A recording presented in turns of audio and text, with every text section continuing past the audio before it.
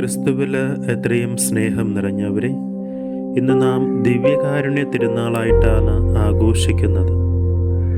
ക്രൈസ്തവ ജീവിതത്തിൻ്റെ നട്ടെല്ലാണ് ദിവ്യകാരുണ്യം. ക്രിസ്തീയ ജീവിതത്തിന് ഓജസ്സും തേജസ്സും പകരുന്നത് ദിവ്യകാരുണ്യം വഴിയാണ്.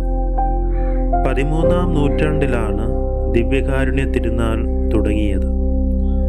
വിശുദ്ധ കുർബാനയിലെ മിശിഹായുടെ യഥാർത്ഥ സാന്നിധ്യത്തെ ചോദ്യം ചെയ്യുന്ന പ്രവണതകൾ ഉടലെടുത്ത് തുടങ്ങിയ പശ്ചാത്തലത്തിലാണ് ഉർബൻ 4-ാം മാർപ്പാപ്പ തിരുശരീര തിരുരക്തങ്ങളുടെ തിരുനാൾ സ്ഥാപിച്ചത്. അടിമത്തത്തിൽ നിന്നും മോചിപ്പിച്ച് നീണ്ട 40 വർഷം ദൈവം ഇസ്രായേൽ ജനത്തോടു കൂടെ ഉണ്ടായിരുന്നു. പകൽ മേഘസ്തംഭത്തിലും രാത്രി അഗ്നിസ്തംഭത്തിലൂടെയും ഒരു കൂട്ടുകാരനായി, ഒരു സ്നേഹിതനായി, ഒരു അപ്പനായി കൂടെ ഉണ്ടായിരുന്നു. വിശന്നപ്പോൾ പോഷക ആഹാരമായ മന്ന എന്ന അപ്പം അവർക്ക് നൽകി. ശുദ്ധമായ ഗോതമ്പിൽ ശുദ്ധമായ തേൻ ചേർത്ത് ചുട്ടെടുത്ത അപ്പത്തിനേക്കാളും മാധുര്യമുണ്ടെന്ന് അവർ പറഞ്ഞു. ജോർദാനിലെ ഗിൽഗാദ് എന്ന പ്രദേശത്ത് വച്ചാണ് ഇസ്രായേൽ ജനം അവസാനമായിട്ട് മന്ന ഭക്ഷിച്ചത്. ഇസ്രായേൽ ജനത്തിൻ്റെ യാത്രാ ഭക്ഷണമായിരുന്നു മന്ന എന്നത്. വാഗ്ദത്ത ഭൂമിയിൽ പ്രവേശിക്കുന്നവരെ അവർക്ക് അത് ലഭിച്ചു.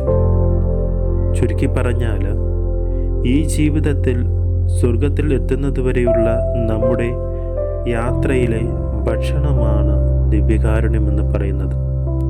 ഈ ഭക്ഷണം കൂടാതെ നമുക്ക് മുന്നോട്ട് പോകുവാനായിട്ട് സാധിക്കത്തില്ല.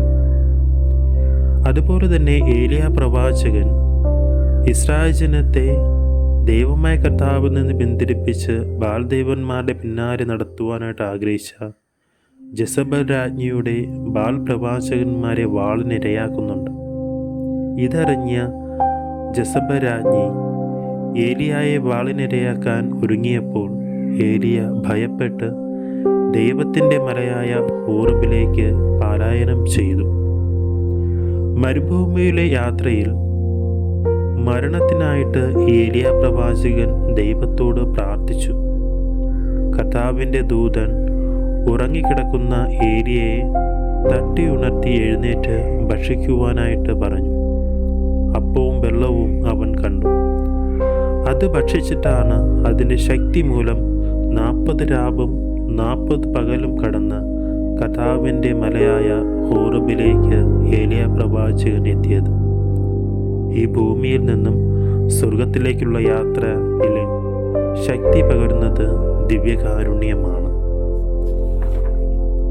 വിശുദ്ധ കുർബാനയിൽ സന്നിഹിതനാകുന്ന ദിവ്യകാരുണ്യനാഥൻ എൻ്റെ ഹൃദയത്തെ യഥാർത്ഥ സാന്നിധ്യമാകുന്നുണ്ടോ എന്ന് നാം ചിന്തിക്കണം. കർത്താവിന് നമ്മുടെ ഹൃദയങ്ങളിൽ ഇടം കൊടുക്കാതെ സ്വർണം പൂശിയ അരുളിക്കയിൽ വാഴുന്ന കർത്താവിൻ്റെ യഥാർത്ഥ സാന്നിധ്യത്തെക്കുറിച്ചുള്ള നമ്മുടെ ഭക്തി കാപട്യമാണ്. തിരുവോസ്തിയിൽ മിശിഹായുടെ ശരീരത്തിൻ്റെ സാന്നിധ്യം മാത്രമല്ല, അവിടുത്തെ പീഡാനുഭവത്തിൻ്റെയും മരണത്തിൻ്റെയും ഉത്ഥാനത്തിൻ്റെയും സാന്നിധ്യവും ഉണ്ടെന്ന് നാം മനസ്സിലാക്കണം.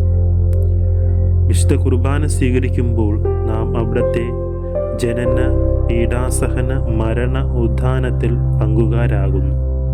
അപ്പോഴാണ് നാം ക്രിസ്തുവിൽ ഒരേ അപ്പവും ഒരേ ശരീരവും ആകുന്നത്. നമ്മുടെയും നമ്മുടെ സഹോദരങ്ങളുടെയും നൊമ്പരങ്ങൾ ബലിപീഠത്തിൽ മിശിഹായുടെ ശരീരരക്തങ്ങൾക്കൊപ്പം ചേർത്ത് വയ്ക്കാൻ കഴിഞ്ഞാൽ ഈ പങ്കുചേരൽ പരിപൂർണമാകുന്നു. ദൈവം നമ്മെ സമൃദ്ധമായിട്ട് അനുഗ്രഹിക്കട്ടെ.